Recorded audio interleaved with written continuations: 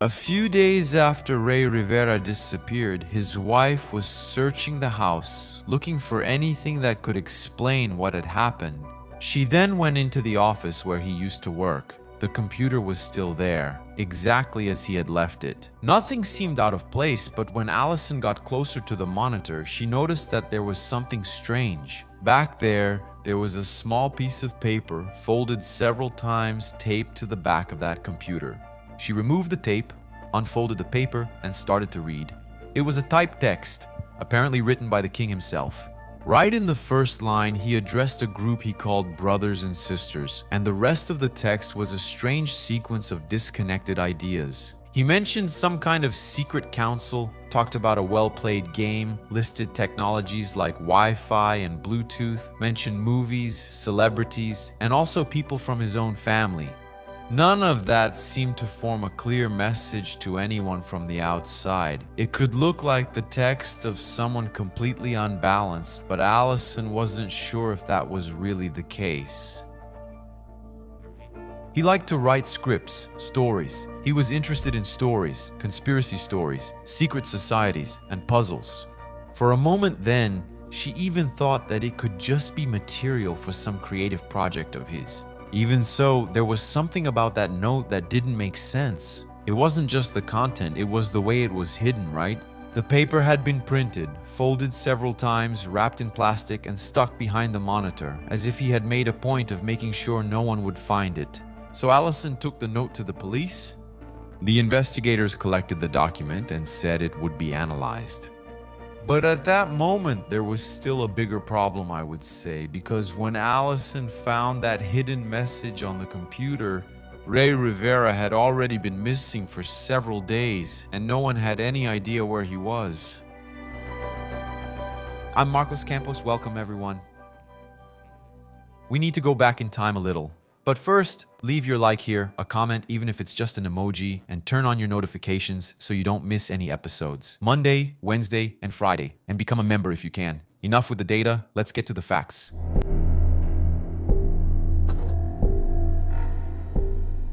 Rivera was 32 years old and lived in Baltimore, Maryland. He and Allison had recently moved there. The move happened because Ray got a job at a company called Stanberry and Associates, which produced financial newsletters.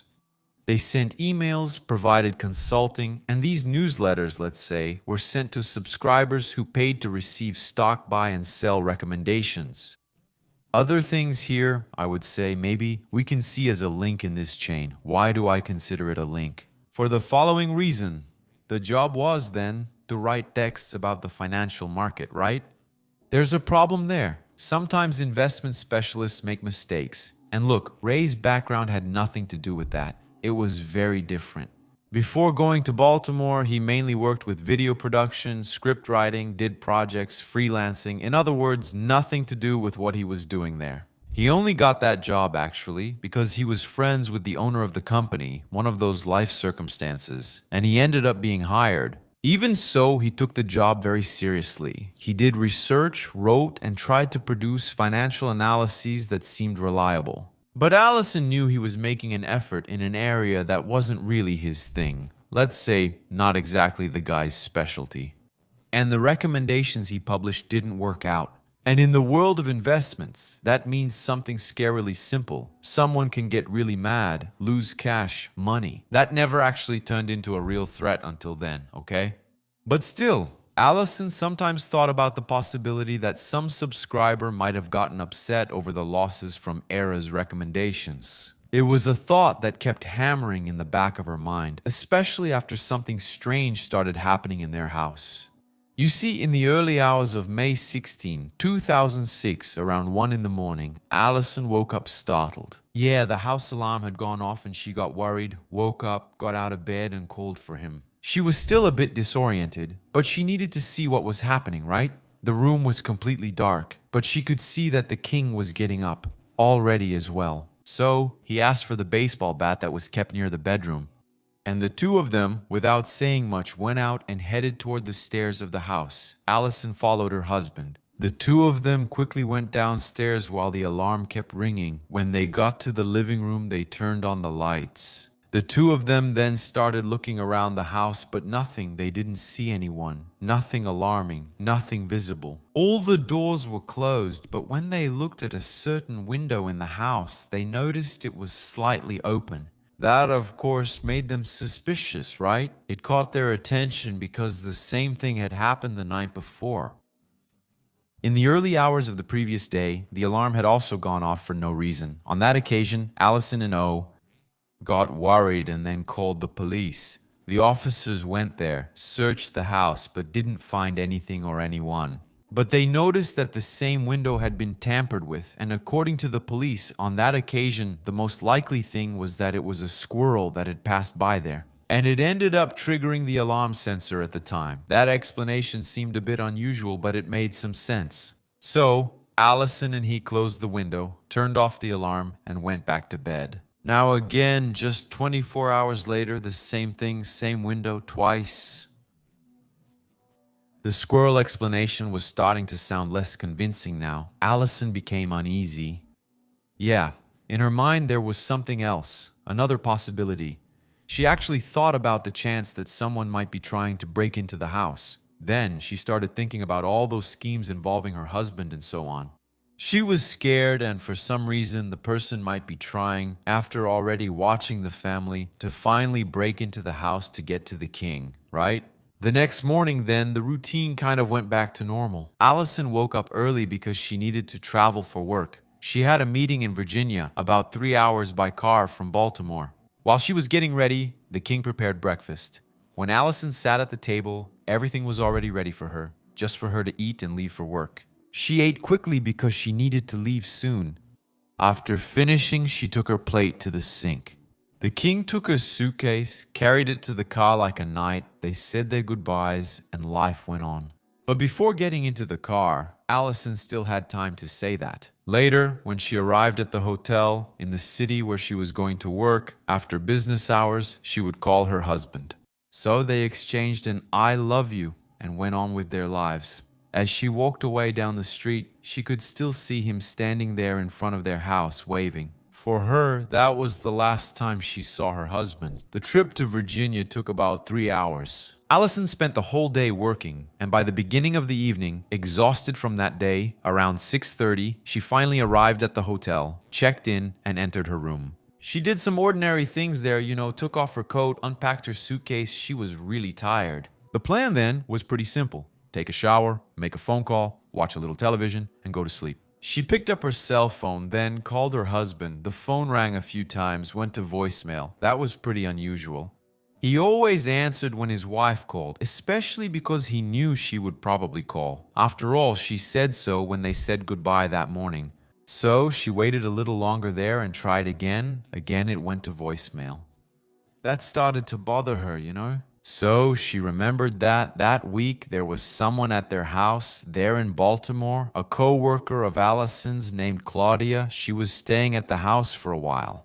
So Allison immediately remembered her friend and called her. Claudia answered, and Allison, of course, asked, "Where's Ray? I've been trying to reach him. He's not answering his phone. Is he there by any chance?" Claudia replied that Ray wasn't at home, and she said that she had heard a phone call that he answered. According to Claudia, during the late afternoon, around 5 or 6 o'clock, in other words, not long ago, right, since his wife tried to call him, well, around that time, more or less. According to Claudia, he was at home there, using his work computer, which was near the room where she was staying. From the guest room, she said she heard Ray answer the phone. She didn't hear much, but she did hear something. Let's say it's another link in this chain, actually. 2 words, oh damn. Right after that then, she heard footsteps there in the hallway of the house, really hurried like that. Then she heard the door slamming and the car leaving, screeching the tires, at high speed. Claudia, when asked if he had said anything, she said she didn't know. She didn't know where he had gone, and at the time of her friend's call, he still hadn't shown any sign of life, hadn't come back, called, nothing. Allison listened to all of that, trying to keep her mind calm, trying to understand what could have happened to her husband, right? The situation was more than unusual, but she still didn't panic, not at that moment. The first thing that crossed her mind was that it could be some emergency, some misunderstanding. Soon things would be resolved, maybe, right? A work commitment like that, at the last minute, a friend needing help, Who knows? Maybe even a family problem. Anyway, Allison was trying to find some reason for her husband's disappearance just like that, out of nowhere. So she thanked Claudia, said goodnight, and hung up. She then lay down on the hotel bed and waited for her husband to get in touch, but he never did. So Allison spent the whole night there, feeling a bit anxious, eventually fell asleep, and at times tried to call her husband again, but nothing happened.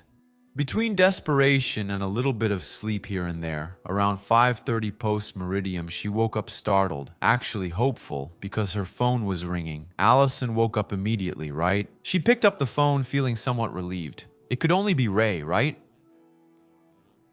But obviously it wasn't actually, it was Claudia, and Claudia didn't have good news. No, okay? She said that Ray hadn't come home that night, that early morning. She also said she needed to leave because she had a trip scheduled. But before going to the airport for that trip, she said she wanted to let her friend know. You know, to say, hey, I'm calling you to let you know that Ray hasn't shown up yet, so I'm catching a flight. I won't be able to talk to you. I'm sorry for the time, but I'm letting you know. And that hit Allison like a bomb, right? Because Ray had never done that in all the time they were together.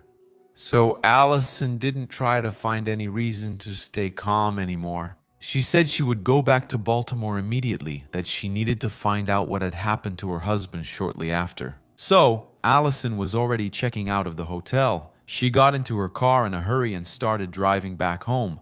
During the whole trip, she tried calling Ray several times. At first, the phone was still ringing, but after a few attempts, it went straight to voicemail. In other words, things were getting more and more distressing. It was likely now that his phone had just run out of battery, right? Or he was in an area with no signal. While Allison was driving on the road, she started to feel that something, that gut feeling that something was really wrong was happening. Of course, she didn't have any proof, any reason, any explanation. It just crossed her mind. It was a total blank.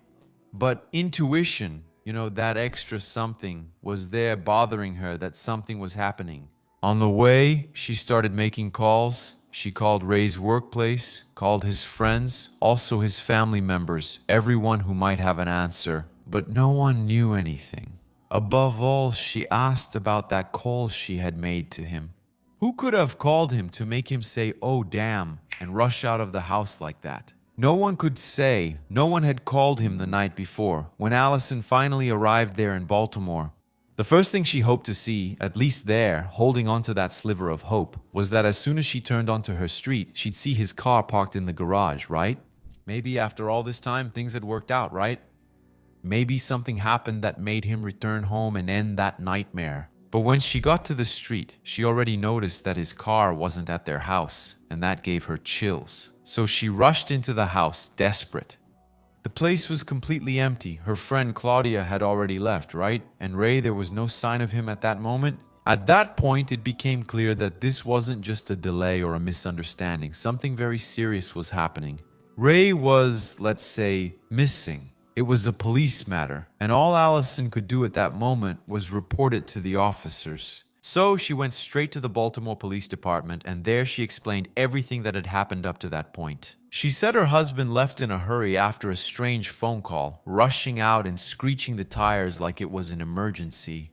For Allison, that seemed like a situation completely out of, let's say, their routine, out of what was normal in that house. But even with this trigger, I would say, of abnormality, within an otherwise predictable routine, the police didn't care at that moment for now, They said the guy was an adult. Stories like this happened all the time and that they needed to give it time. There wasn't much they could do, especially since it hadn't even been 24 hours since she noticed her husband was missing. Furthermore, when she was asked if there were any signs of violence at home, she said no, so the police supported that theory. They needed to wait a little longer before taking any action. According to the police, cases like this sometimes resolve themselves. But even so, right? For them, it might just be a protocol. But poor Allison, imagine how desperate she must have felt hearing that. Who could she turn to? Who could she ask for help, right? So, as she was leaving, the police said, "We've registered it here and we'll keep an eye on things, okay? If you have any information, let us know." So Allison left the police station pretty upset, feeling like no one really cared about her. And in the following days, the situation started to become more and more worrying. Ray was still unreachable. He didn't call, didn't answer messages, didn't pick up the phone. No one saw the guy anywhere, no movement at all. For example, he could have left a trace. For example, a withdrawal at a bank, used a credit card somewhere, bought a ticket. None of that.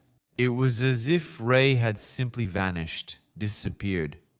When the news started to spread among friends and family, several people decided to go to Baltimore to help with the search.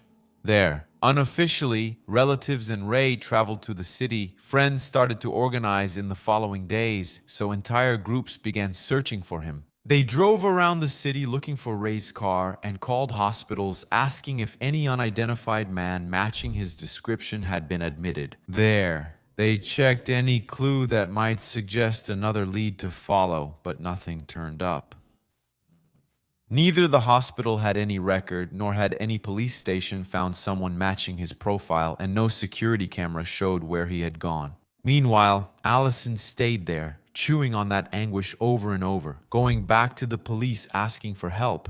But without new evidence, the investigation was moving at a snail's pace, very slowly. And it was in this context that a few days after the disappearance, Allison decided to go back and examine the house more carefully. And so she started looking room by room, drawer by drawer, every little bit. The idea was very obvious and simple.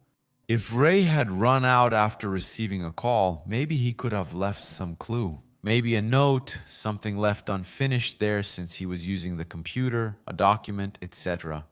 And it was during these searches that Allison went into the space where her husband's computer was, exactly the place where Claudia heard Ray talking, that strange call. Allison started searching the desk, looking at every detail, went through some papers there, and then started looking through Ray's computer. That's when she saw something strange on the back of the monitor. There was a small object stuck there. It was a piece of paper folded several times, and this paper was taped with adhesive tape. There was a piece of plastic protecting it, and it was stuck there on the back of the monitor. Without a doubt, that wasn't there by accident, right? It seemed to be hidden on purpose. Allison, of course, removed the tape, opened the plastic, and started unfolding the paper. Inside there was a letter, so she started reading it, and what was written is what I mentioned to you back in the introduction. Do you remember? Strange, disconnected things, but for anyone looking at it, it seemed like something completely out of context. The document might have seemed like the writing of someone suddenly going through some mental confusion, but Allison didn't interpret it that way, at least not at first glance. She knew that Ray, as I said, liked to write. He had already worked with that. It was even his specialty, right?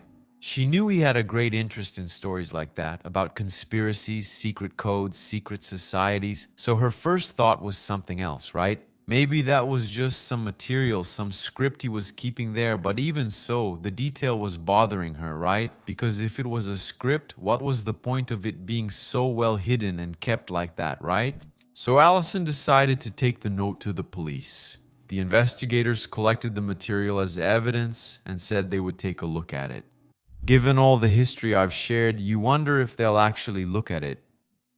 So the days kept passing by without any news from Ray. And the only new thing, maybe, was the fact that now, besides the official missing person report, the police also had this strange note found on the computer. But the truth is, none of this really led to any clear path for the investigation, right?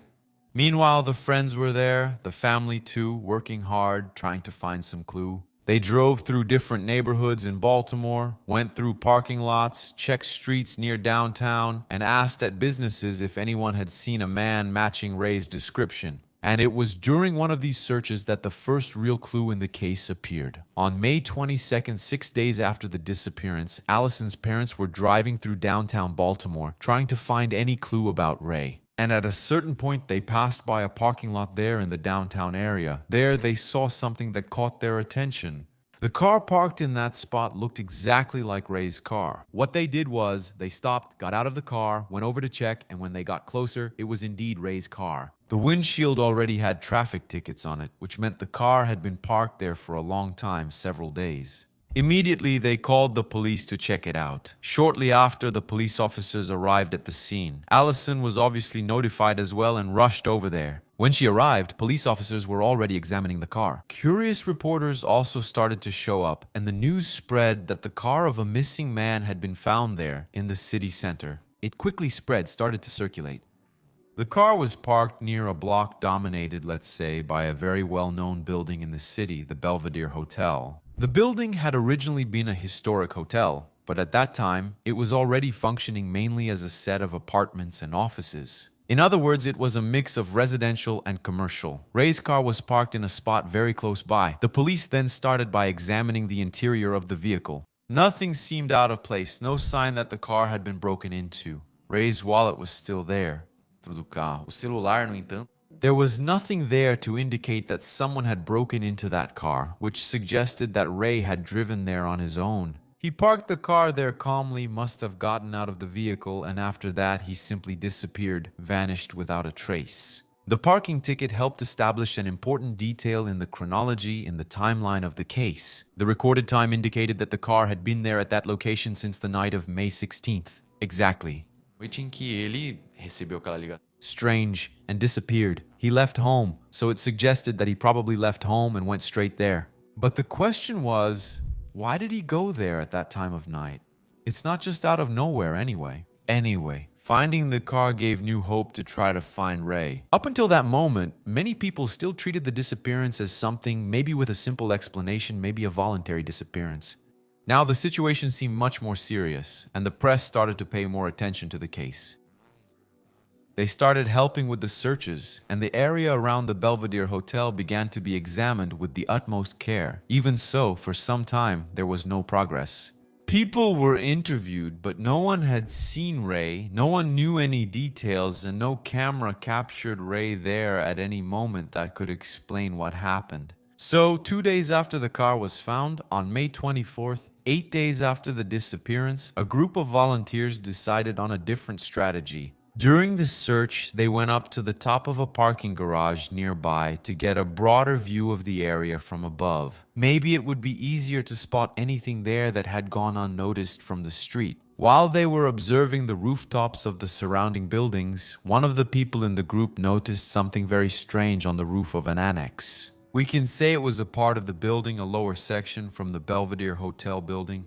There were some objects scattered around there. From a distance, it looked like a slipper, a pair of slippers. There was also a pair of glasses, a cell phone, but that wasn't the most unusual part. Near those objects, there was something that caught even more attention. It was a hole that was clearly visible from where they were. You could clearly see that hole in the roof of the annex of this lower building, which was in front of the hotel. The volunteers immediately informed the police about it. In less than an hour, a team from the Baltimore police arrived at the scene to start an investigation there, along with the detective in charge of the case. With the help of a doorman from the building and his team of police officers, they gained access to a room that was below that spot. From the roof, in other words, the room of this annex, the annex building. They then went through some hallways there, through a few doors, until they reached the physical location, which was exactly underneath that roof. Even before opening the door, there was already something that caught their attention. There was a lot of tension there. Something wasn't right. A very strong, rotten smell started to fill the hallway where they were. When they opened the door, they entered that large, empty space. It looked like an old conference room that hadn't been used for quite some time. Daylight was coming in through that opening. That hole in the ceiling and in the floor of the room had a body. Yes, it was Ray Rivera's body. Ray's body was lying in the room face up. The light coming through the hole in the ceiling shone directly on the area where he was. The condition of the body indicated that he had been there for several days. Decomposition was advanced and the smell was very strong. Around the body there was dust scattered on the floor and bloodstains.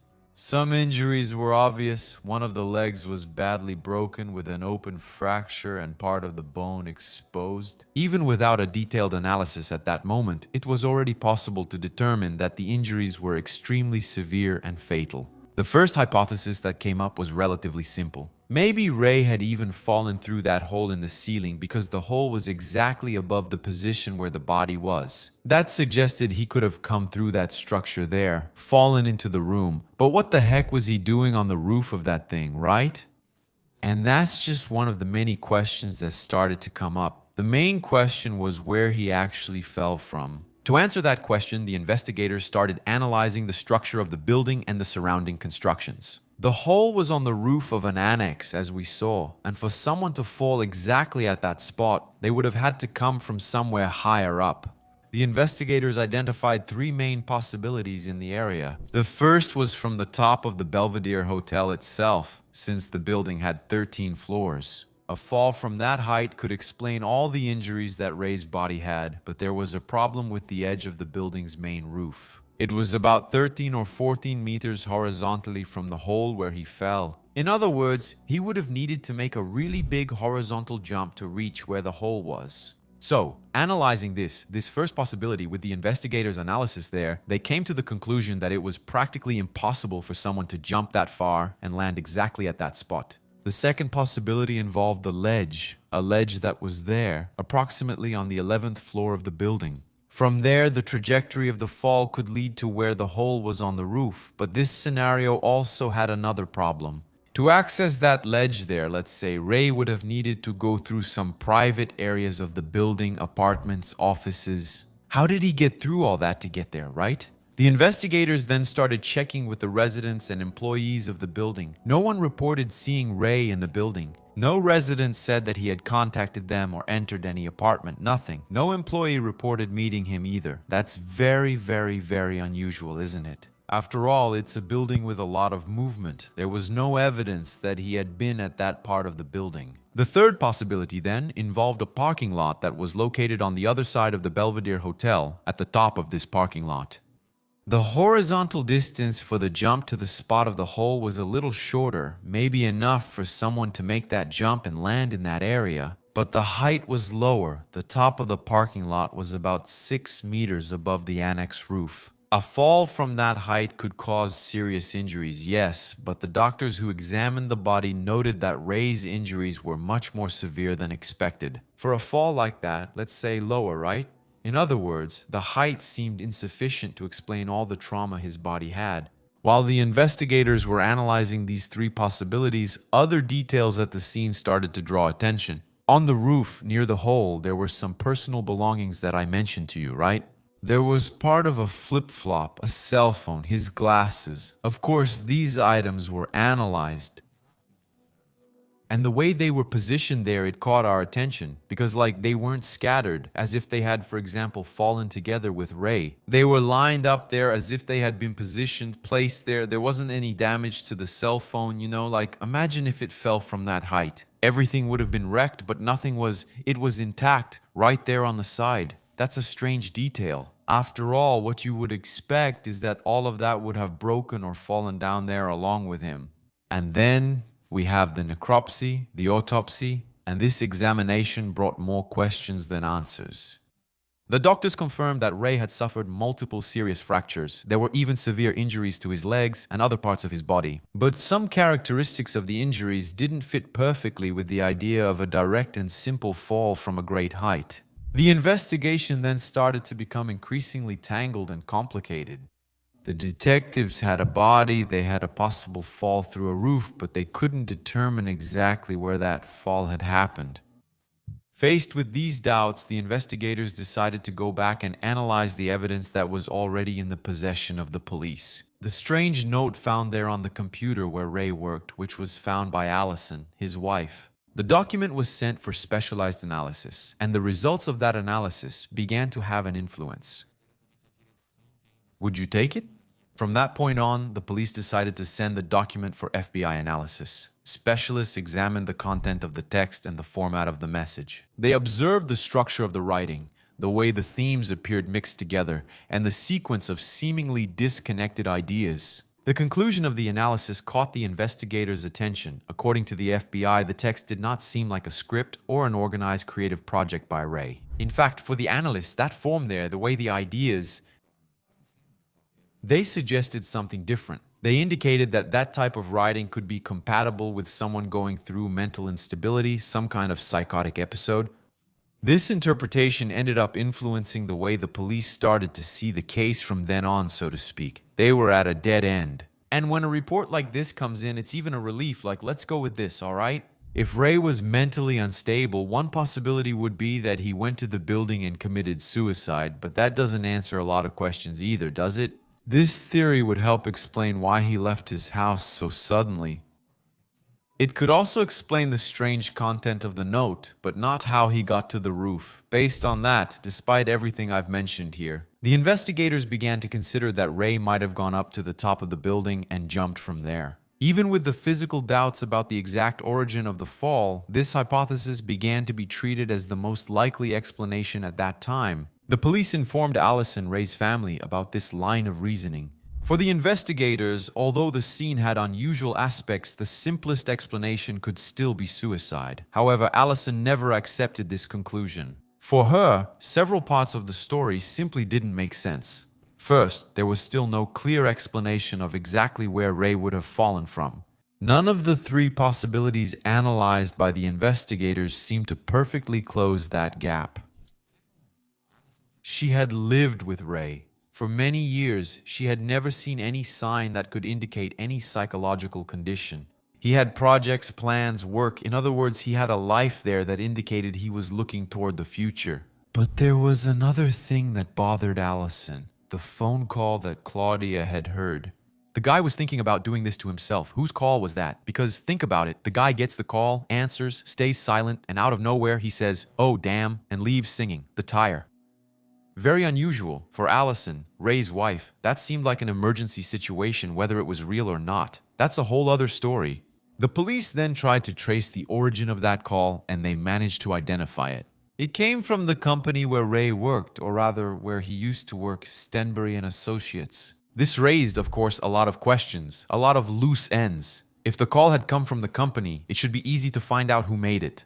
Bendita ligação, não é? Os investigadores... They tried to talk to several employees at the company, but they couldn't. The company hired lawyers, good lawyers, and the employees weren't allowed to talk to anyone, not the investigators nor the press. From that moment on, then, any attempt to get information inside the company was blocked by the lawyers. Don't ask me how that's possible, but it seems like that's what happened, right? And so, the exact origin of that call always remained in limbo. As time went by, the investigation started to lose momentum. The police had already considered the possibility of suicide, kind of like, that must have been it. There was no direct evidence of homicide and no new concrete leads were showing up. I'm telling you this, so what do you think?